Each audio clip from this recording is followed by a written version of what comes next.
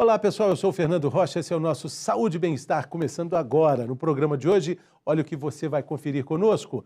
A doutora Rosana Simões, especialista em medicina avançada, também intensivista, está conosco, junto com o infectologista doutor Rodrigo Farnetano. Eles são os nossos convidados para falar sobre a meningite, uma doença grave, em que em alguns casos, olha só, pode matar em 24 horas. A gente também tem o quadro Mitos e Verdades, para orientar corretamente sobre essa doença séria e que deve ser encarada com um tratamento imediato e assertivo.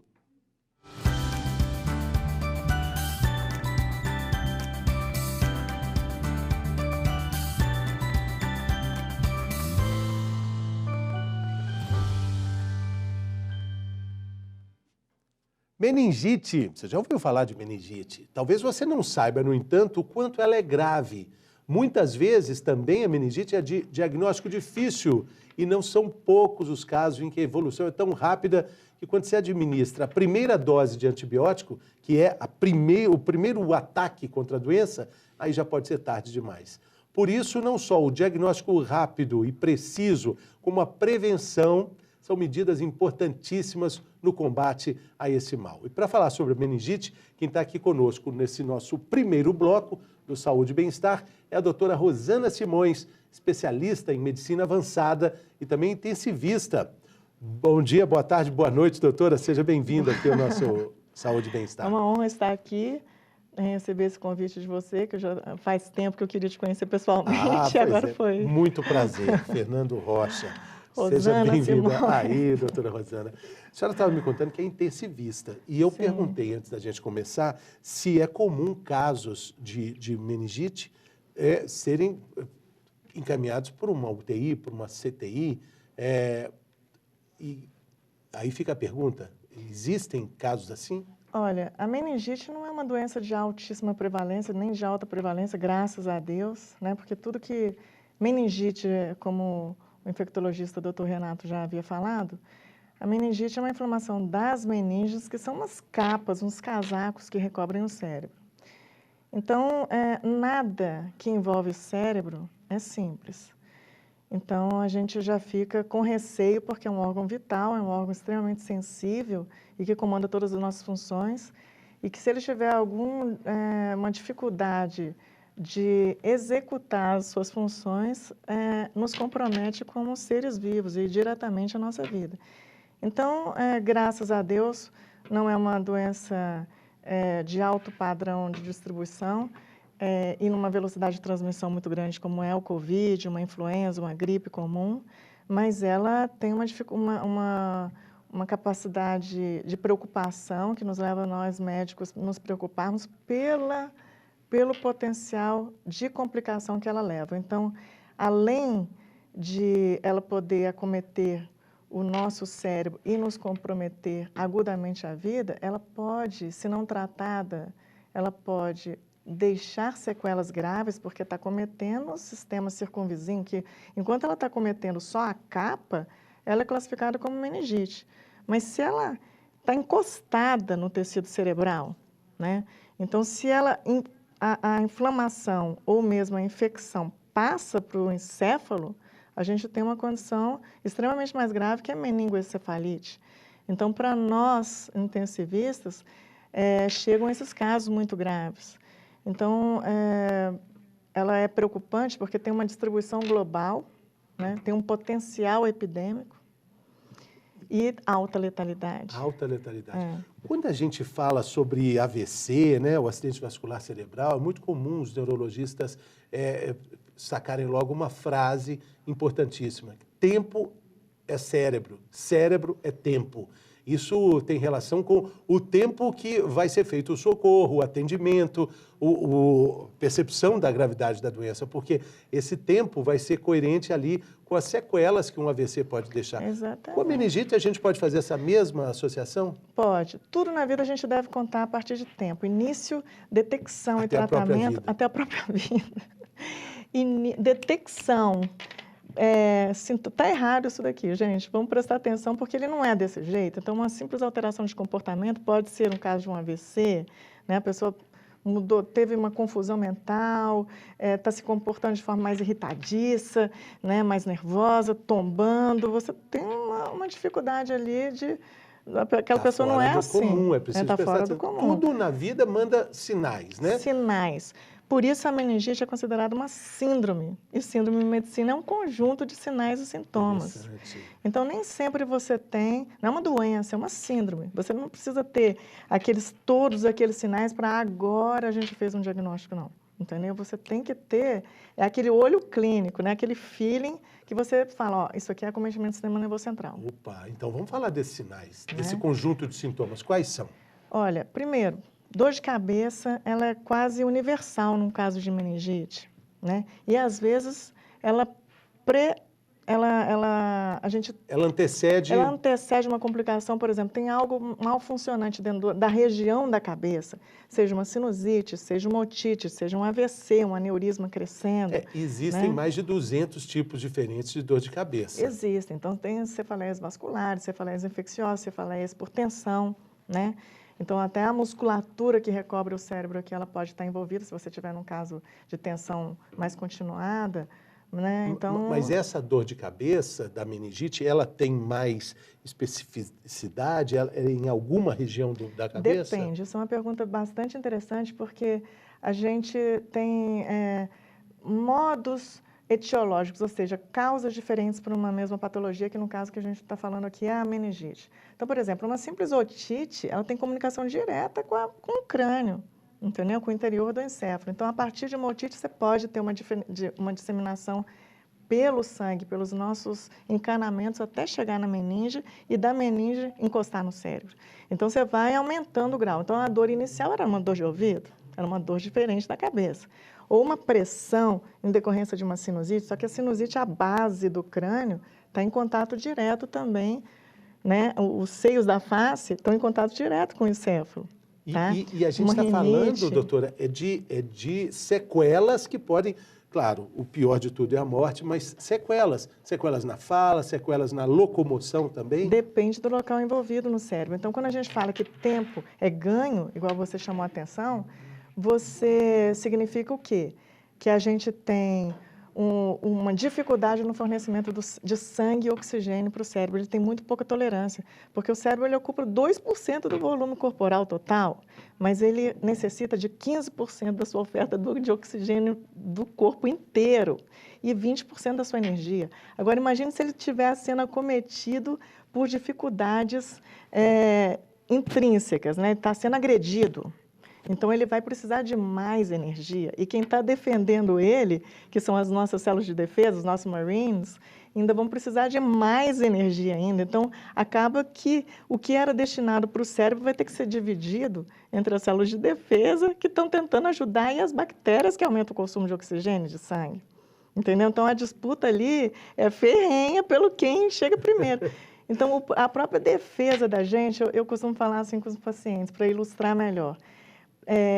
Não queira ver uma consequência da nossa defesa, entendeu? Porque a gente aciona um exército. A senhora falou muito bem os nossos Marines aí, né? E são células poderosas. Tem uma analogia muito interessante, que é quando acontece a famosa diarreia, que o intestino tem que pegar água de diversos lugares do corpo e acontece uma desidratação importante também, né? Exatamente. Essa questão de distribuição, de fluxo, de energia, a gente é uma máquina, gente. Nós somos uma máquina. Muito legal, né? É a máquina mais fantástica que já esteve sobre a superfície da Terra e dificilmente a gente vai ter alguma coisa que supere. Só que, então, imagina um carro, né? Você tem um carro lá super poderoso e que você tem um modo econômico, um modo de passeio, um modo esportivo. Um organismo em situação de guerra, né, de dificuldade de manejo, ele está precisando de mais soldados na rua, de mais aparatos, ele precisa de uma distribuição de combustível para que isso ocorra, né? Então, vai faltar combustível em outras áreas. Então, essa desidratação, por exemplo, que você chamou a atenção na diarreia, ela vai toda para o intestino, onde está lá, que é o local da briga. Então, você acaba tendo outros pontos de déficit, de acometimento secundários ao acometimento inicial. Exatamente. Entendeu? Por redistribuição. Então, essa questão de tempo é vida sempre. Porque eu saí, eu mudei um pouco a minha parte clínica, porque eu sou especialista em transplante de fígado, em CTI, e muitas das vezes eu ficava observando aquilo que o paciente chega até a gente muito tardiamente, entendeu? A gente é quase que num ponto de não retorno. Então, tudo que a gente puder informar a população, compartilhar nesse tipo de informação, para que você não precisa gastar vocabulário médico, você precisa saber o que está acontecendo e valorizar o que o médico fala, entendeu? O mais rápido possível, porque a gente quer ajudar, mas a gente às vezes chegou tarde demais, o serviço chegou tarde, então a gente perde. Agora, o que me dá mais tristeza, na verdade, é isso, é porque para a gente perder um paciente é muito difícil. É extremamente difícil, entendeu? Porque a gente tem muita tecnologia para mantermos vivos, ainda mais dentro da terapia intensiva. Então, é uma série de falências, você destruiu, você navalhou o sistema e quebrou as pernas do sistema, entendeu? Porque se você faz um negócio aqui, ele tem como ajustar, e você faz outro negócio aqui... Ele joga com você. Ele se adapta. Então, por exemplo, a gente não está sentindo praticamente nada. Agora você não sabe o que ele está fazendo para te manter desse jeito, entendeu? Ele está dando um duro danado. Eu gosto, porque aí tem o gasto calórico também, o metabolismo basal.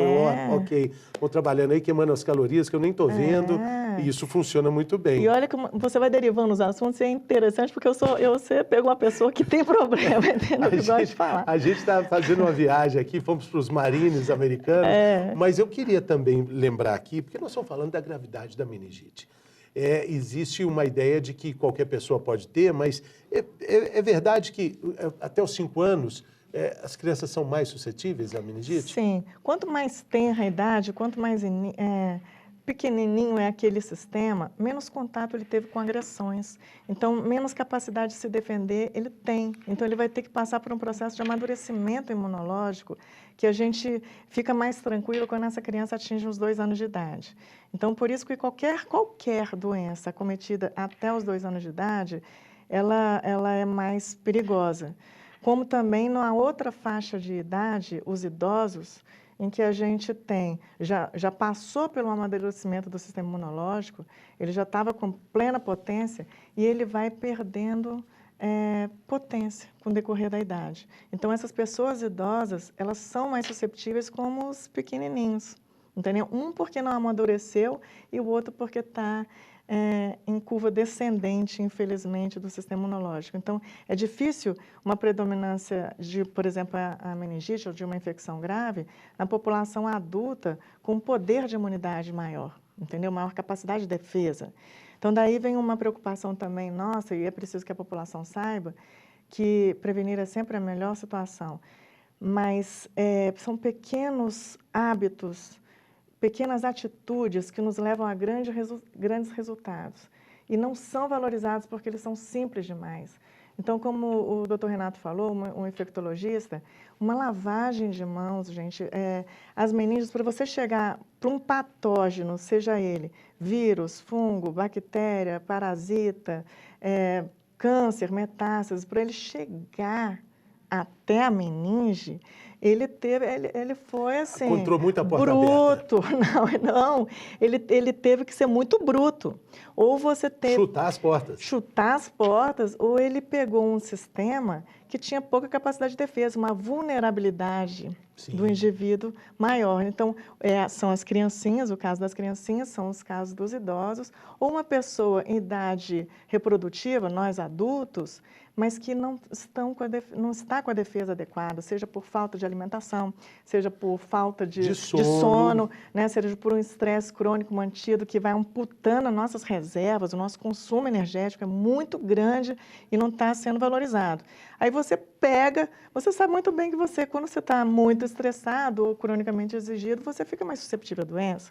Aparecem herpes, né? Aparecem os corrimentos vaginais nas mulheres, micoses, né? Você gripa mais fácil. Por quê? Caspa, porque queda de cabelo. Tudo. Aí você vai exaurindo as reservas do sistema, porque ele está em estado de guerra, né? Frequente, todo dia, toda hora, e você não está se dando conta disso. Aí passa numa situação dessa, que alguém soltou uns perdigotos, né? e você passou na hora errada, o raio caiu na hora errada, no lugar errado, e você estava lá, entendeu?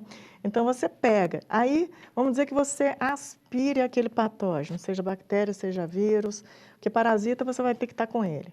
Mas o que preocupa mais a gente é vírus e bactérias, que são transmissíveis por via inalatória e por lavagem de mãos. Então, dentre os vírus, os mais importantes são os enterovírus, os vírus que estão no trato digestivo, que são os coxsacks, os ecovírus.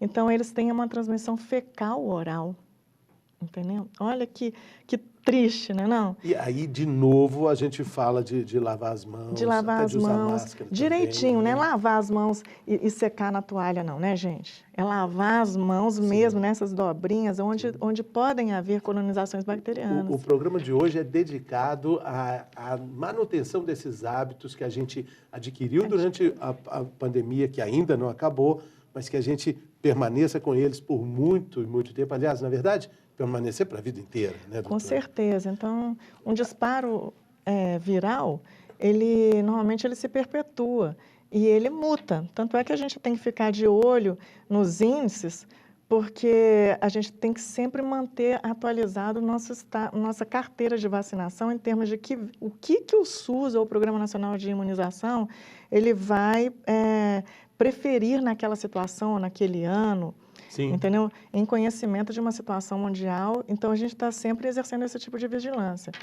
Agora, sempre vai ser o caso da prevenção. Então, hábito adquirido, bons hábitos adquiridos, como lavagem de mãos e Salvam máscaras. vidas, literalmente. Puxa vida, gente, né? Você sabe que gripou, espirrou, você pode estar contaminando o próximo e ainda tem um agravante do estado de portador na meningite. Você sabia disso? O estado de portador. O estado de portador acomete mais ou menos 50% da população. Tá? Então, você é portador e não sabe, você tem colonização, não manifesta só a doença, transmite. Só transmite. Né? Então, assim, como as distâncias estão diminuindo, a população está crescendo, a população mundial está crescendo, e a gente invadindo mais os espaços da natureza, com certeza a gente vai ter esses vírus que não estavam muito em contato com seres humanos e agora eles vão começar a circular entre nós e mutar. Então, o distanciamento, né, não precisa pular no outro para beijar, não, porque é transmissível por beijo, por saliva, Sim. por inalação, perdigoto, mãos mal lavadas. Agora, doutora, quando a gente falou aí, né, da importância da atenção com as crianças de 5 anos, né, são mais vulneráveis, sim, e eu acho que todo pai, toda mãe aprende com o pediatra a fazer aquele teste para ver se a cabecinha o pescoço está com movimento, se a perna está rígida. Esse teste, o que ele é? Ele funciona? A gente pode falar sobre ele aqui? Podemos, porque isso é importante também a população conhecer o que ela pode saber que vai ajudar na levada do filho a uma assistência maior, né? No caso seria o hospital ou o médico. Problema na cabeça já gera uma dificuldade para a gente, porque a proximidade do cérebro é muito grande. Então, a dor de cabeça, um choro da criança que é um choro mais gritante, estridente, não está normal, que denota dor intensa, deve chamar atenção. Um vômito, porque normalmente a criancinha ela se sente nauseada. Vômito em jato. Vômito em jato. Vômito em jato é quase patognomônico de um acometimento encefálico, neurológico grave. Essa palavra está na nossa galeria aí do mediquês de raiz. De mediquês de raiz. Patognomônico. Isso. Então, assim, a dor de cabeça, a confusão mental, né, a irritabilidade, o choro estridente, o vômito, o sinal que todo mundo já ouviu pelo menos falar, que é a rigidez de nuca, então febre, dor de cabeça, rigidez de nuca, é uma tríade clássica do acometimento meníngeo, porque a meninge ela envolve, como eu falei, é uma capa que envolve o sistema nervoso central inteiro, até a medula espinhal. Então, a gente tem 3 meninges, é uma meninge que está em contato direto com a superfície encefálica e espinhal, que é a pia mater. Em cima dela, a gente tem a aracnoide, tem esse nome porque ela é cheia de aranhas vasculares, entendeu? E acima da aracnoide tem a dura mater, é dura mesmo, porque ela é bem dura mesmo, tá? É um casaco de couro que a gente tem. E elas têm função, além de proteção contra o chacoalhamento, contra bater o cérebro contra o osso, o crânio, de dificultar que algum organismo entre em contato com o sistema tão valioso que a gente tem. Então, esse tipo de sinal, quando a gente baixa a cabecinha, uma dificuldade de colocar o queixo no peito, né? Mostra uma inflamação do sistema meníngeo. Ao mesmo tempo que você tem um paciente completamente deitado e você tenta fazer isso com a cabeça, ele flete as pernas, é um sinal de cadeira de praia. Encurtamento. Encurtamento da cadeira, sabe? Quando aquele aspecto de cadeira de praia. Então, ele flete o pescoço e flete muito dolorosamente as pernas espontaneamente, porque está muito inflamado, tocou e incomodou as raízes nervosas dali. E o sinal de Kernig é aquele que você deita o paciente, levanta a perna, dobra o joelho, ele eleva o pescoço, de dor. Aí pode já ir para o hospital? Pode ir para o hospital, porque aí realmente a gente nem espera. Como o tempo é vida, você não vai esperar o diagnóstico pronto para poder iniciar o tratamento, não. Você inicia o tratamento. Com antibiótico? Com antibiótico e corticoide. Normalmente a gente usa um anti-inflamatório poderoso, porque a ação do nosso exército é destrutiva. Onde o exército age, nunca fica legal, né? Onde tem a ação do exército, o local ali fica destruído, mesmo que seja para te salvar. Até os bombeiros, né? Para apagar um incêndio tem que, às vezes, destrói uma casa toda. Destrói uma casa toda. Então, assim, não fica um panorama legal e essa resposta inflamatória exagerada, ela vai mais fluxo para o local. Imagina só, uma superfície fechada, o crânio, né, ele cerceia qualquer aumento de volume lá dentro. Quando as criancinhas são pequenas, qualquer aumento do volume encefálico, você tem abalamento de fontanela, né? A fontanela, aqueles ossos não cerrados, não fechados completamente, eles têm uma válvula de escape aqui do cérebro. Entendeu? Então, ele alivia um pouco a pressão, mas já chama atenção no pediatra que tem hipertensão dentro do crânio. Hipertensão dentro do crânio por quê? Porque está inflamado. Tudo que inflama aumenta de volume, porque vai mais fluxo, vai mais células de defesa. O cano, né, nosso sistema de encanamento, ele é feito por várias células que são extremamente juntas, justamente para o sangue que está correndo aqui não vazar para o terceiro espaço, né, não vazar para o local perivascular. Então, se a gente está inflamado, há um aumento da permeabilidade. Essas células que estão juntinhas, elas se separam um pouco, entendeu? Então, baba plasma, entendeu? Fica babando, inflama a meninge, ocupa espaço dentro do crânio. Então, o mais sério de tudo, e o que decorre o que pode matar ou induzir a sequelas graves, que o sistema de saúde vai ter que arcar com isso, ou então a família, né, sequelas econômicas, porque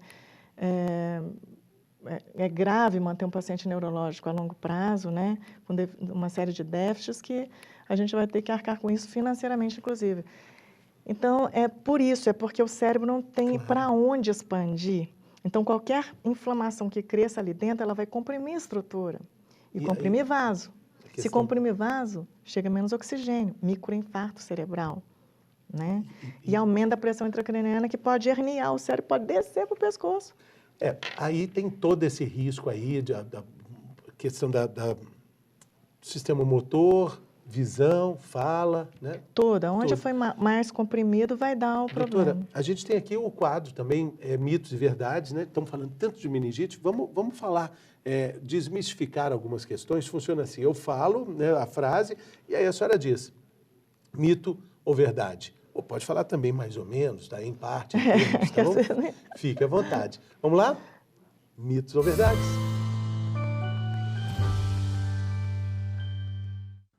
A primeira questão é essa, a meningite não tem cura. É mito ou verdade? Olha, a meningite tem cura desde que ela seja adequadamente e rapidamente tratada. E a grande maioria das vezes, a gente não tem sequelas, se a gente vencer, for nessa cronologia, né? Então, ela tem cura. A outra questão, doutora, a vacinação é a melhor forma de prevenção contra a meningite. Mito ou verdade? Parcialmente, porque você vacina um paciente imunocomprometido, que não tem capacidade de executar uma resposta adequada à vacinação, a vacinação pode não ser tão eficaz assim, entendeu? Porque você cutuca o sistema e esse sistema tem que responder à cutucada. Então, ele tem que fazer anticorpo. E se você não tiver capacidade de fazer anticorpo?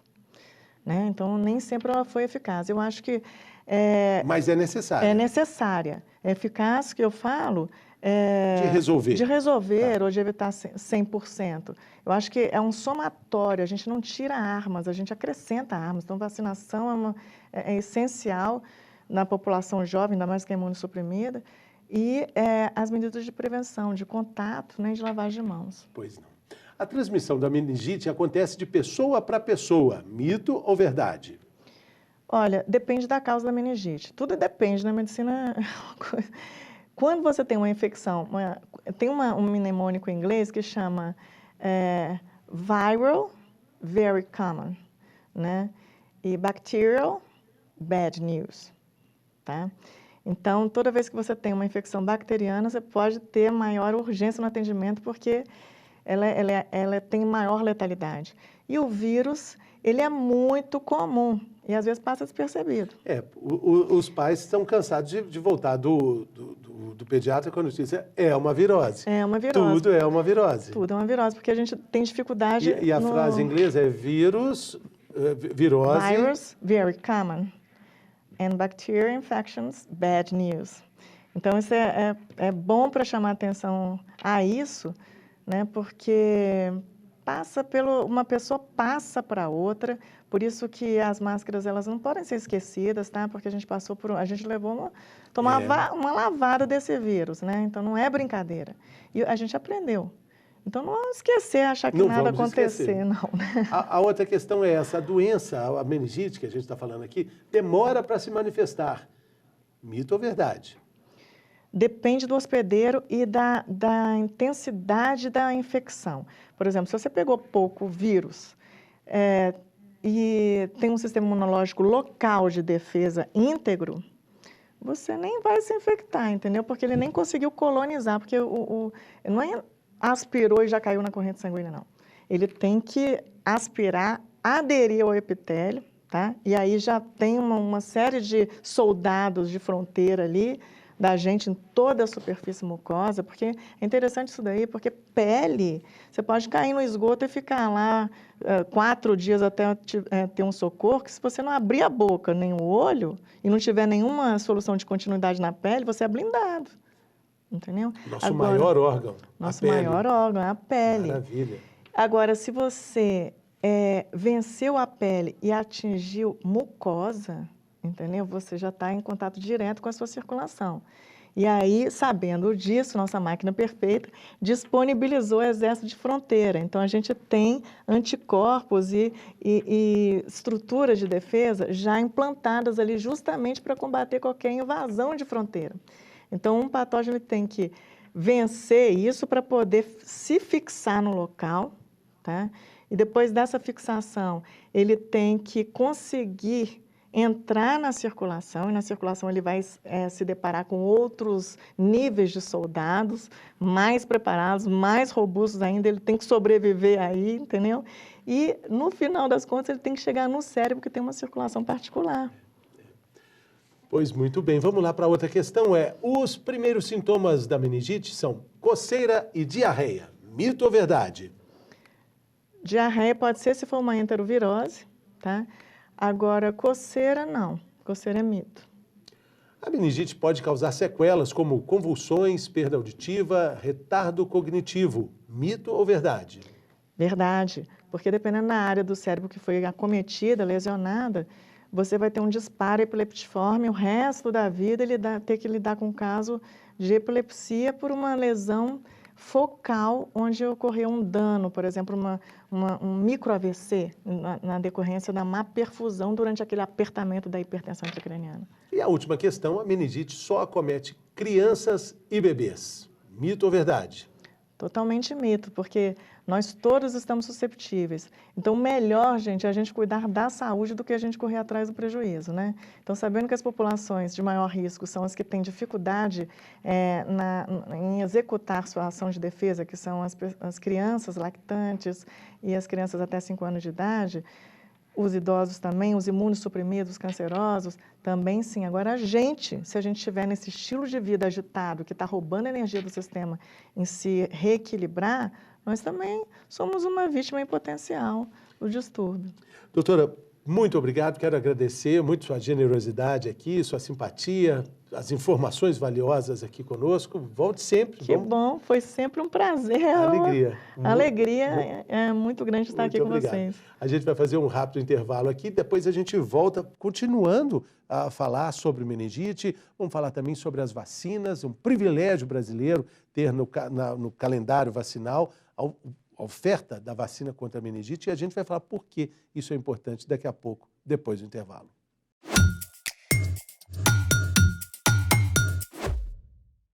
Olá, Fernando. Meu nome é Eliana Teixeira, eu sou médica pós-graduada em endocrinologia e metabologia e em nutrologia. Eu estou aqui para esclarecer a seguinte dúvida dos seus telespectadores. IMC é mais importante do que peso de balança? A verdade é que IMC ele é um cálculo feito para classificar níveis de obesidade.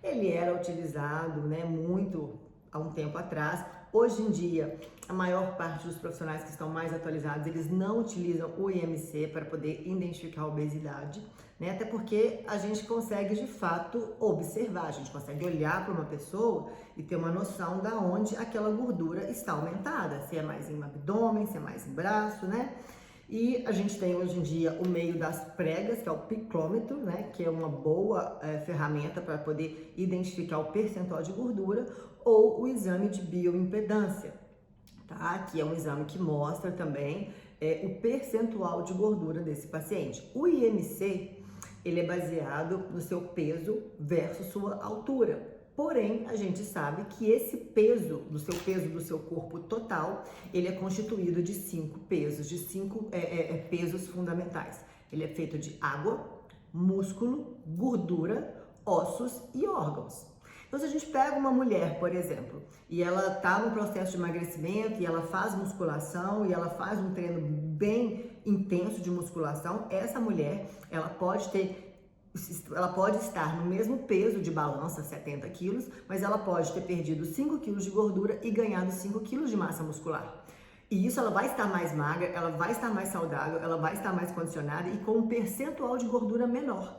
Porém, pelo IMC, como ele só usa como métrica para fazer o cálculo a altura e o peso total, ele vai dar com o IMC ainda elevado. Por isso que esse não é mais um parâmetro tão confiável. A gente usa outros parâmetros para a gente poder detectar obesidade e percentual de gordura. Isso também vale para os homens, por exemplo, que são mais fortes, aqueles homens que são altos e que pesam lá 100 quilos, mas que tem às vezes desses 100 quilos apenas 10, 5 quilos de gordura. Ele vai ter um IMC elevado porque o IMC vai levar em consideração apenas o seu peso total versus sua altura, Então a gente sabe que ela é uma métrica que não é tão fidedigna, então a gente de fato é melhor a gente observar o paciente e fazer uma avaliação por pregas, por picômetro ou por bioimpedância. Espero que tenha ficado claro. Qualquer dúvida pode me chamar aqui. Até o próximo vídeo.